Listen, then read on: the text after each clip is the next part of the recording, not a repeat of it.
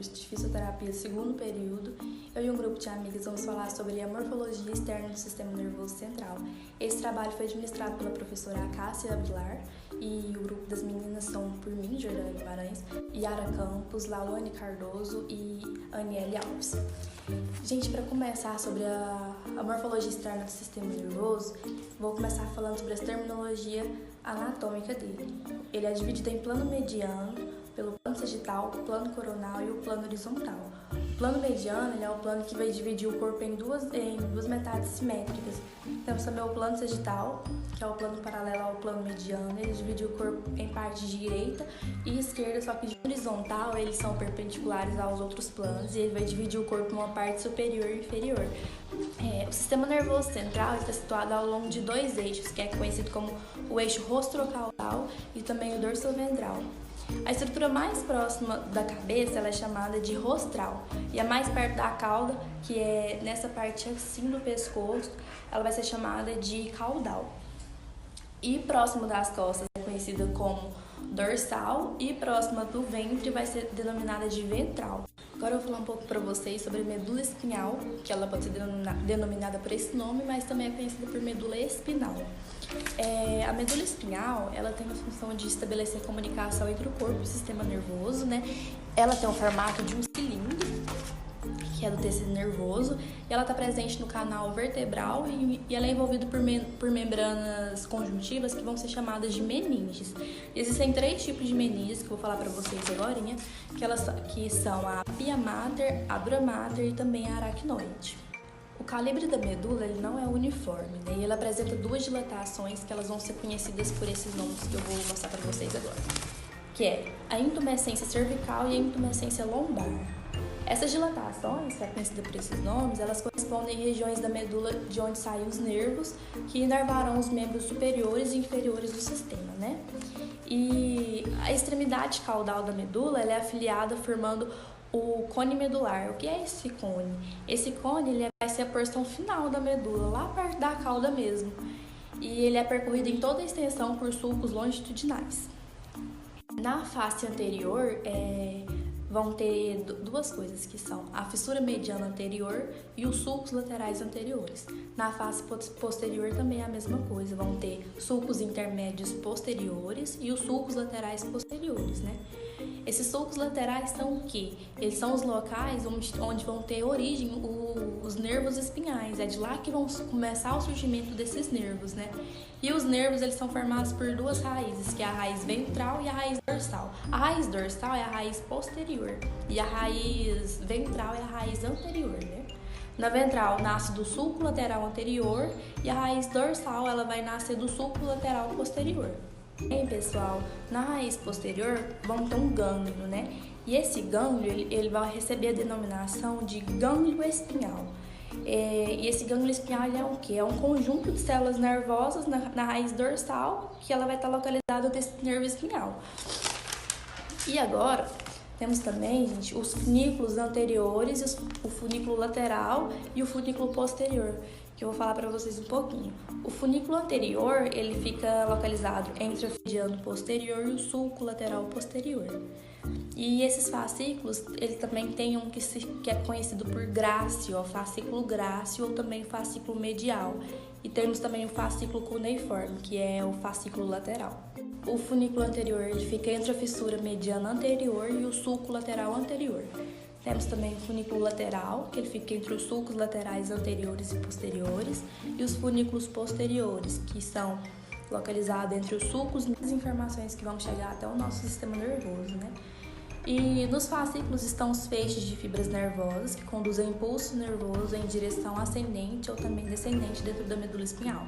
E esses dois fascículos que eu falei, que é o grácil e o cuneiforme, eles levam informações sensoriais para o sistema nervoso. Ou seja, essas informações sensoriais é através do olfato, do tato, essas coisas. São para vocês também sobre as raízes que são formadas por muitos filamentos nervosos e elas não nascem juntas, elas vão nascer separadamente, que vão originar os filamentos radiculares, né?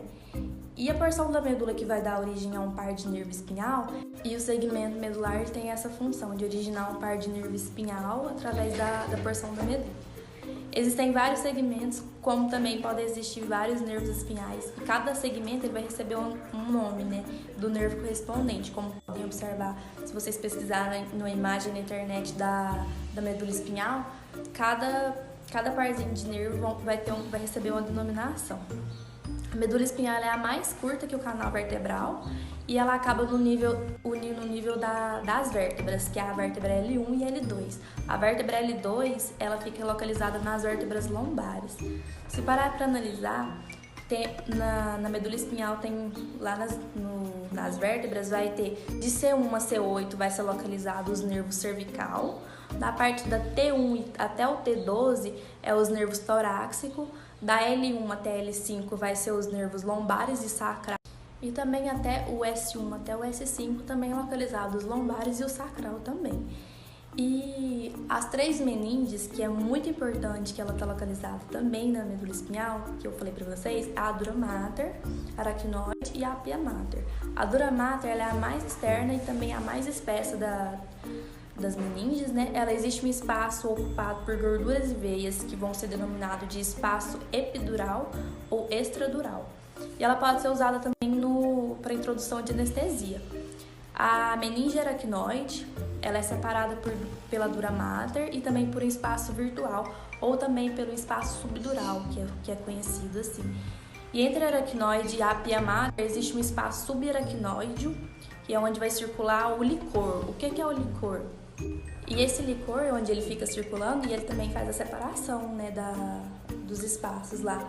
Ele é conhecido também como líquido cefalorraquidiano e ele é um líquido incolor, tá bom? Por último, a meninge da pia mater, que ela é a mais sensível das membranas, né?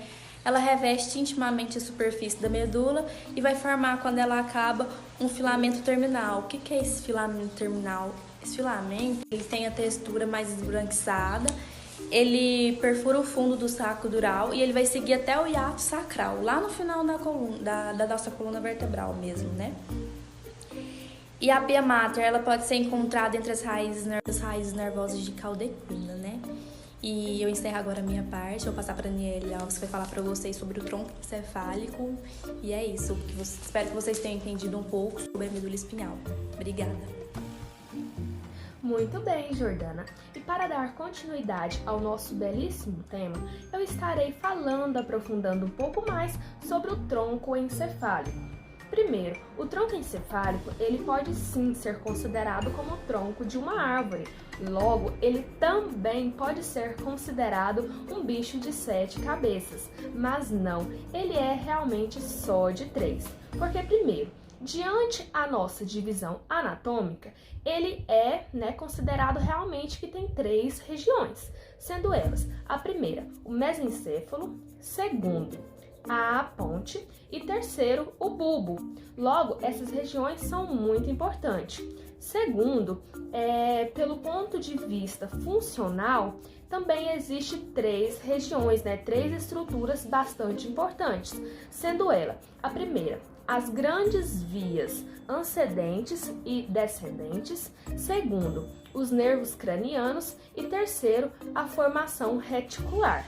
Então, o tronco encefálico ele é muito importante. Ele tem várias partezinhas que para podermos aprender realmente sobre o tronco encefálico, devemos aprofundar um pouquinho sim nessas regiões e estruturas deles. E, primordialmente, o mais fácil de entender sobre o tronco encefálico é que ele fica no meio do caminho entre o córtex cerebral, que é lá em cima, e logo abaixo a medula espinal, que fica, abaixo, no final. Então, é bem simples de estarmos aprendendo sobre o tronco encefálico. Eu falei logo aí, as 3 regiões bastante importantes, que é o que vamos focar: mesencéfalo, ponte e bulbo, e também falei um pouco sobre a vista funcional. Quer aprender mais? Vem comigo! Então, não tem como falarmos em tronco encefálico e esquecermos, deixar passar de falarmos sobre os nervos encefálicos, antigamente conhecido como os nervos cranianos. Por quê? Porque muitas das vezes os núcleos que estão inseridos no tronco encefálico recebem ou emitem fibras nervosas, que são constituídas em nervos encefálicos. Logo, só para você ter uma noção, 12 pares de nervos cranianos que temos, 10 deles estão no tronco encefálico, sendo 2 no mesencéfalo, 4 na ponte e 4 também no bulbo. Na sequência, estarei falando sobre as 3 regiões que compõem o tronco encefálico. Primeiramente, o mesencéfalo. O mesencéfalo é a menor parte do tronco encefálico. Logo, ele é localizado entre a ponte e também o diencéfalo, onde é atravessado por um pequeno canal que é chamado de aqueduto cerebral, que vai unir o terceiro e quarto ventrículo. Logo, na face anterior, vai acontecer, vai encontrar uma pequena depressão que separa o mesencéfalo da ponte, que é chamada de sulco patino superior. Logo, na face posterior do mesencéfalo distingue-se uma lâmina quadrigêmea, os colículos. Os colículos, que são superiores, eles recebem informações visuais e os colículos inferiores fazem parte da via auditiva. Uma das características, funções do mesencéfalo é a visão, a audição, o movimento dos olhos e o movimento do corpo. Essas são algumas funções que o mesencéfalo tem. Na continuidade, estarei falando sobre mais uma das regiões do tronco encefálico, a ponte. A ponte fica localizada entre o bulbo e o mesencéfalo, sendo uma grande massa ovoide. E logo, ela é cortada por fibras, feixes de fibras que são orientadas transversalmente à fibra transversal da ponte. Logo, a ponte participa também de algumas atividades do bulbo, onde ela vai interferir no controle da respiração também, que é muito importante, E é um centro de transmissão também de impulsos para o cerebelo e atua ainda como passagem para as fibras nervosas que ligam o cérebro e a nossa medula. Além disso, não muito menos importante, é claro, eu estarei falando sobre a última região do tronco encefálico, muito importante também, que é o bulbo. O bulbo, ele pode ser conhecido também, considerado como medula oblongua. Por quê? Porque é basicamente a continuação da nossa medula espinal. Logo, o bulbo ele é separado da ponte por um sulco. O sulco vai separar visivelmente, entre os dois na vista anterior do tronco. O sulco é chamado de sulco pontino inferior. Também o bulbo, ele tem uma forma, uma característica muito interessante. A forma dele é um formato de um cone. Logo, ele é a parte mais caudal do tronco encefálico. Portanto, o bulbo ele também irá receber informações de vários órgãos do nosso corpo, controlando as funções autônomas, que são chamadas de vida vegetativa, como por exemplo, os nossos batimentos cardíacos, a respiração, a pressão do sangue, o reflexo também da nossa salivação, o espirro e também, por último, não menos importante, o ato de engolir. Agora eu vou falar um pouco sobre o cerebelo. Ele situa-se posteriormente ao tronco encefálico e em posição inferior à região mais posterior do cérebro. Ele está ligado ao tronco cerebral por 3 pendrículos cerebrais, inferior, médio e superior.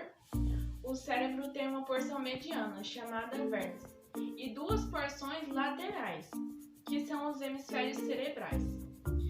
Sua superfície apresenta transversais, que são folhas do cerebelo, que são separadas por sulcos, as fissuras do cerebelo. Essas fissuras dividem o cerebelo em 2 lobos e lóbulos.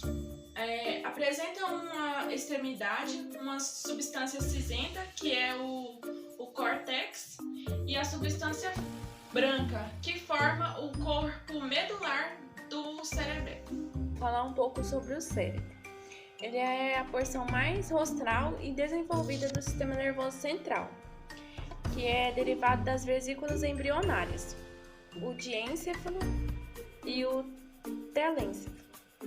O diencéfalo dá origem a 4 regiões cerebrais: o tálamo, o hipotálamo, o epitálamo e o subtálamo. Eu vou falar agora sobre o tálamo. Ele tem uma fórmula ovalada e está ligado ao tálamo oposto da aderência da interlâmica. A porção posterior do tálamo é denominada pulvinar do tálamo, e abaixo dele existem duas estruturas talâmicas, os corpos geniculado lateral e medial. O hipotálamo está situado abaixo do sulco hipotálamo. A ele pertencem estruturas visíveis na face inferior do cérebro: o quiasma óptico, o tuber de Cícero e os corpos mamilares. Os nervos ópticos emergem do quiasma óptico. Os tratos ópticos terminam no corpo geniculado lateral. A região entre os corpos mamilares é o quiasma óptico, que é denominado o tuber de Cícero. Nesta região, origina-se uma espécie funil, ou em fundo da hipófise. O epitálamo está posteriormente ao tálamo. Nele encontramos o corpo pineal e as abérnuas. O subtálamo, esta região, ele está na região do diênse, mas não é visível. Ele só pode ser visto em cortes por estar em uma região muito profunda. O terceiro ventrículo é limitado pela lâmina terminal, que é uma estrutura do tênis. Os plexos coriórdeos são estruturas vasculares existentes em todos os ventrículos cerebrais e são importantes porque eles participam da formação do licor. O teléncefalo, ou a vesícula telencefálica, origina-se a maior parte dos hemisférios cerebrais.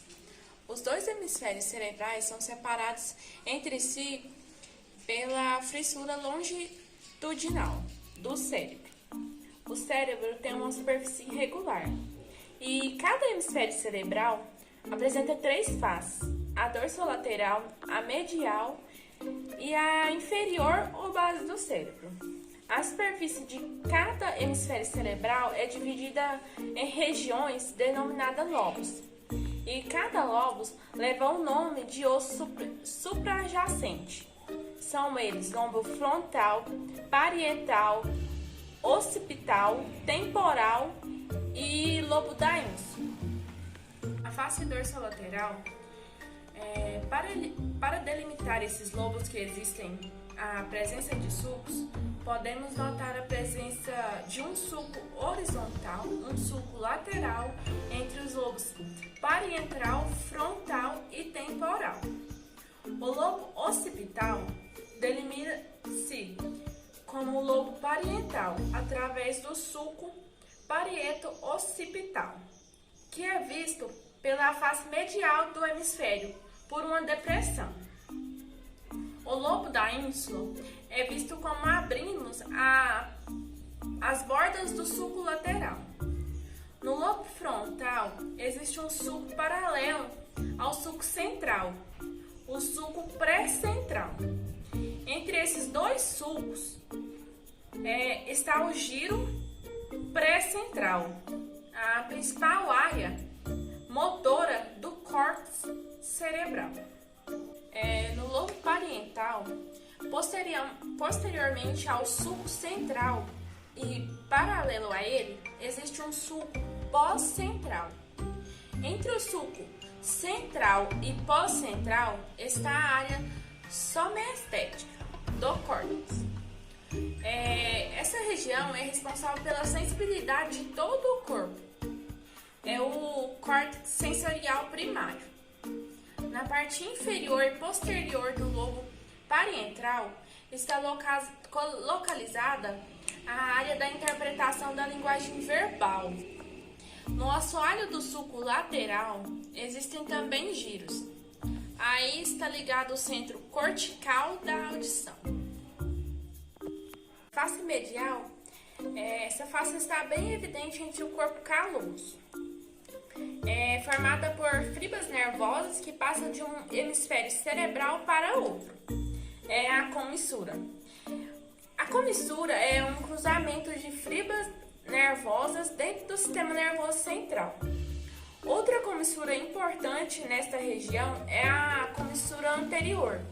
Ela está situada abaixo da parte anterior do corpo caloso. Acima dessa comissura anterior tem um feixe de fibras, o fórnix. Entre o fórnix e o corpo caloso existe uma membrana, o septo pelúcido, que é a parte medial do ventrículo lateral. Acima do corpo caloso existe um giro de cingula, área envolvida no comportamento que faz parte do sistema límbico. No interior do lobo occipital observa-se um sulco calcáreo, em cujas bordas está localizada a área da visão. Agora eu vou falar sobre a face inferior. Na borda medial do lombo temporal pode ser visto o giro para hipocampal. A extremidade anterior desse giro é dobrada entre si mesma, formando um gancho ou únicus. O únicus é a região cortical, que recebe as fibras nervosas da sensibilidade olfativa. Na face inferior do lobo frontal está localizada o bulbo olfatório, do qual nasce o nervo olfatório. A estrutura interna cerebral, ela apresenta uma fina camada de substância acinzentada. Ela é situada externamente no córtex cerebral. Essa substância acinzentada, ela é formada por corpos de neurônios, fibras aminelínicas e neuróglio. Internamente ao córtex temos também a substância branca, que ela é chamada de centro branco modular. Ela é constituída por fibras aminelínicas e neuróglio. O núcleo lentiforme, ele é dividido por duas partes. O putamen, que ele é a parte externa do núcleo lentiforme do cérebro, e o globo pálido, que é a estrutura subcortical que integra o telecéfalo. Temos também o núcleo amidaloide. Ele é muito importante. Está no lobo temporal, junto com a parte final da cauda, no núcleo caudado. Ele é mais conhecido como amígdala cerebral. E também é de suma importância salientarmos que é uma das áreas cerebrais controladoras dos processos emocionais. No centro medular existe a cápsula interna. Essa cápsula interna ela é um feixe de fibras, que ela fica localizada entre o núcleo caudado e o núcleo lentiforme, e entre o núcleo lentiforme e o tálamo. É nessa cápsula que passa a maior parte das fibras que entram ou saem do córtex cerebral. Os ventrículos laterais, eles possuem formas irregulares, apresentando um corno anterior, um corno posterior e um corno inferior. As meninges, elas são membranas de tecidos conjuntivos. Elas protegem o encéfalo e a medula espinhal. Temos 3 tipos de meninge: a dura mater, a aracnoide e a pia mater. A dura mater, ela fica justaposta no crânio, ela não existe espaço extradural, ela dá origem às pregas. As principais é a foice do cérebro e a tenda do cerebelo. As aracnoides, ela está abaixo da dura mater, ela é separada por um espaço subdural da dura mater. A aracnoide, ela é separada da pia mater por um espaço subaracnoide. Este espaço é amplo e é nele que circula o licor. Em algumas regiões, os espaços subaracnoides se alargam, formando cavidades, chamadas cisternas subaracnoides. São dois tipos de cisternas, a cisterna magna e a cisterna lombar. São nesses espaços que são feitas punções para a retirada do líquor, para usar em injeções de anestésicos e medicamentos. Dentre essas meninges, temos também a pia mater. Ela é a mais interna das meninges e está intimamente aderida no sistema nervoso central. O líquor ou o líquido cerebrospinal tem aparência cristalina, são encontrados no interior dos ventrículos cerebrais e no espaço subaracnídeo. É produzido a partir do sangue na região dos plexos caroídeos e na parede dos ventrículos. Passa pelo espaço subaracnídeo pelas aberturas do quarto ventrículo. Circulação sanguínea no sistema nervoso central. O sistema nervoso central ele é irrigado por dois sistemas arteriais, o cariotídeo e o vertebral. As artérias cariotídeas internas sobem pelo pescoço e, após penetrar no crânio, dão origem às artérias central anterior e à cerebral média. As artérias vertebrais penetram no crânio e dão ramos que vão irrigar a medula espinhal e o cerebelo, e se fundem na face ventral da ponte, formando a artéria basilar. Existem ligações na base do cérebro entre as artérias que os irrigam. Essas ligações formam o círculo arterial da base do cérebro. Esse círculo ele é formado da seguinte maneira: as duas artérias cerebrais anteriores estão ligadas às artérias comunicante anterior. As artérias cerebrais posteriores comunicam de cada lado com as artérias carótidas internas, pelas artérias comunicantes posteriores. O sangue que circula nos órgãos do sistema nervoso central chega a um conjunto de veias cerebrais que desembocam nos seios da dura mater, que levam o sangue para as veias jugulares, que passam para as veias cavas superiores e assim conseguem chegar ao coração.